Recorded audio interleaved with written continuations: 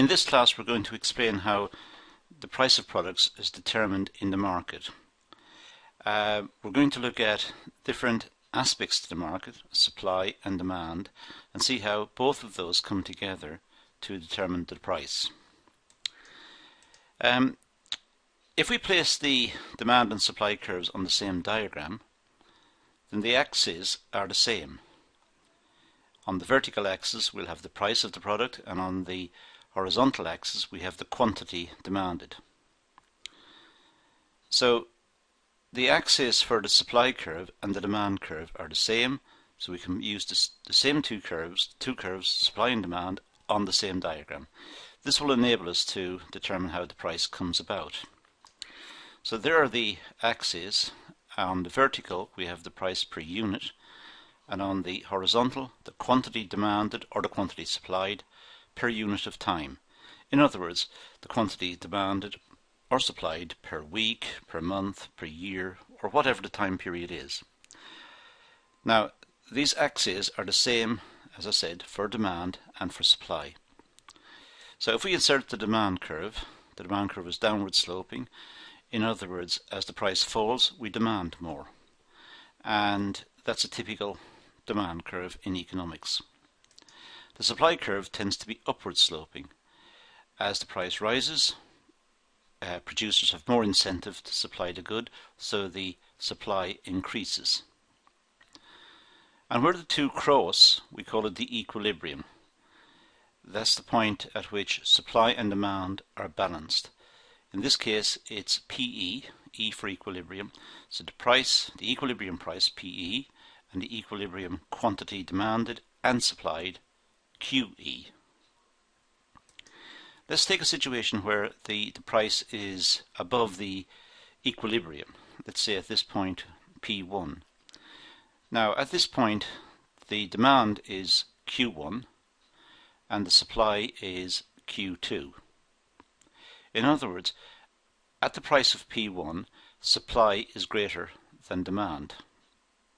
If supply is greater than demand, then the producers need to dispose of the extra production. They're overproducing. They're producing too much. The market is not taking it. The consumers are only demanding Q1 and the producers are producing Q2. In order to dispose of the extra production, they need to cut the price. So the price must fall from P1.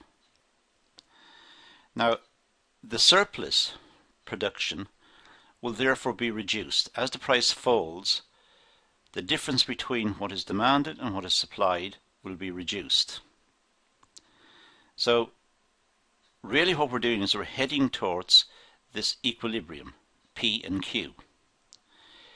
The price will be continuously cut by the producers to try and sell off the extra stock until the equilibrium price comes about. Now as the price falls, the demand will have increased from Q1 to Q, and the amount that the producers are making and putting on the market will fall from Q2 down to Q. So two things are happening here. One, the demand is expanding because the price is falling, and because the price is falling, the supply is also being restricted. Both of these acting together leads us down to the equilibrium price. We can do exactly the same thing for a price of P2 where there's a shortage. In this case, the demand is greater than the supply. At P2, the consumers want a lot of this good and the suppliers are only supplying a small amount. It's not very profitable, so the suppliers are only supplying, let's say, Q3, whereas the demand is Q4. The difference between the two is the shortage. Now if there's a shortage, the consumers will bid up the price because the consumers want it. So they will bid up the price, and this in effect will lead to, as the price rises, it'll lead to a cutback in demand. As the price rises, the demand will fall, the goods becoming more expensive. But also as the price rises, the supply will increase. Producers will put more on the market because it's more profitable to make this particular product. Again, the whole thing is moving towards the equilibrium. So when we have a surplus or a shortage, forces come into play automatically, pushing the market towards the equilibrium. So surplus is when the price is greater than P, and shortage is when the price is below P. When the price is P, we call it the equilibrium. That's the balance point, where the market is exactly balanced. And many people believe that all markets come into equilibrium. There are forces in the markets that push them towards the equilibrium. Of course, at any one moment in time, they may not be in equilibrium, but the forces leading to an equilibrium are always in play. Now, let's see what happens if the demand curve was to shift outwards. Now, this could happen because, for example, income's increased. So people have more income to spend on the good, or because tastes have moved in favour of the good, people want more of it, it's more fashionable.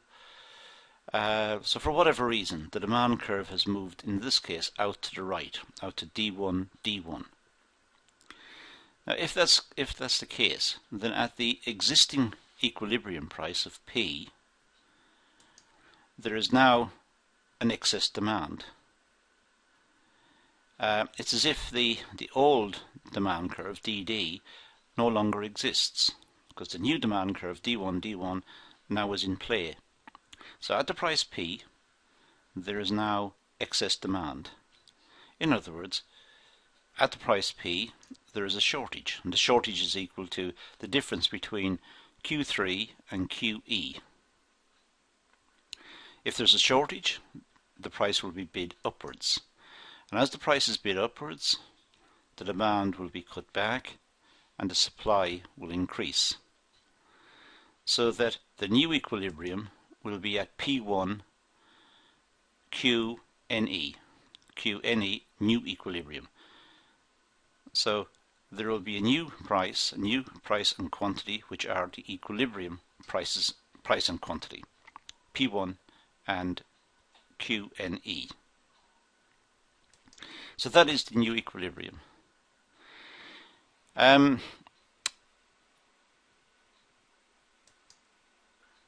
Let's now just have a look at the, in this case, the supply curve has remained constant, demand increases and the price rises, and we have a new equilibrium.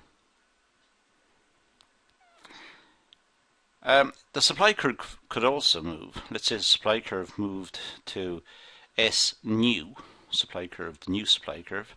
This could happen because raw materials have become more expensive, or imports have become more expensive, or whatever, labour has become more expensive. So with the new supply curve at the price P, there is now there's now market forces in play leading to an increase in price. The demand curve is DD and the supply curve is S new. So there is now an excess demand for the good. An excess demand will lead to an increase in the price because there is a shortage at the existing price of P. The shortage means that a new equilibrium will eventually emerge, which is at P1 and QNE. The price has increased and the quantity has been reduced, which makes sense. If the price of raw materials increases, we'd expect the price of the product to increase, and we'd expect less of it to be on the market. We could also use this approach of supply and demand to analyse different pricing policies. For example, let's say that the government said that there was a minimum price, P min, which was equal to there. If that's the case, then the supply curve is greater than the demand at P min, so there's excess supply. For that to be a permanent feature, for P min to be the permanent feature, the new supply curve will have to be S new. In other words, the supply curve would have to shift upwards. If there is a minimum price, then the price would increase from P to P min, and the quantity on the market would be reduced, which again accords with what we would expect. If the government was to set a minimum price for something, there may be less of it available because producers find it more difficult to meet those restrictions. Let's have a look at minimum wages, for example. Here's on the vertical axis the wages per hour, W, and on the horizontal axis, the QT in this case, are hours worked per month. And here's the supply and demand, so we have an equilibrium wage. Now, if the minimum wage is W1, then we are going to have unemployment. The government forces up the wage to W1. The producers will cut back on the number of workers they require, and also more people will want work because now it's more in their interest to work because the wage has gone up. The difference between the number of workers on the market and what the employers want is unemployment. So by increasing the minimum wage, unemployment could result. Okay, so the difference as the wage rises, the precise level of unemployment could be measured by G and E, because the supply is greater than the demand. You could also have a look at a maximum price policy. Let's say the government said no one's allowed to charge more than P1 for a particular good. Now in this case, the demand is greater than the supply, so there's going to be excess demand equal to the difference between those 2 points is indicated. So the excess demand is OG minus OE. The price can't rise, so the excess demand remains. And what would probably happen in that case is that there would be a black market for the good. Consumers would buy the product at P1 and then sell it amongst themselves for a higher price, so that a new equilibrium would emerge. And also you might have producers stepping up production to try and to meet the demand as well. So the price, even though the price is fixed, the official price is fixed at P1, there might be a non-official price, a market price, not condoned by the government perhaps, but one emerging nonetheless, of PE. So the government policy there may not have been effective. Now, we can also have a look at a tax, the incidence of a tax here. If the government puts a tax on a product, it's the same as increasing the price of raw materials, or the same as increasing the costs of the product. The tax is like an increase in the costs. So in this case, the tax T has the effect of moving the supply curve to S1. That means that the price would rise and the quantity would fall. So it's the price plus the tax. The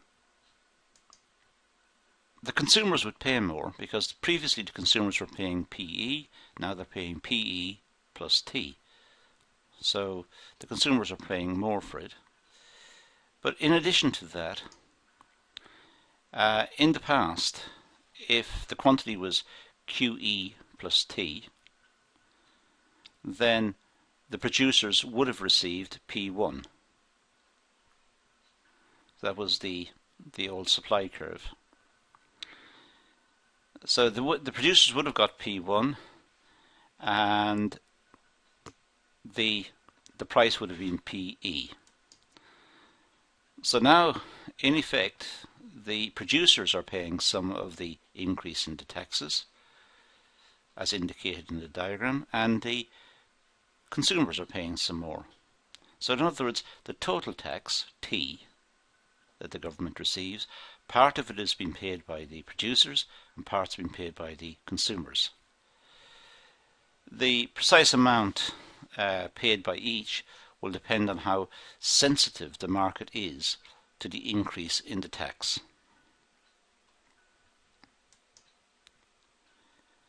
Now let's have a look at an assessment of the market. The market answers various questions. It says it answers the question what should be produced. Well, what should be produced is what is demanded.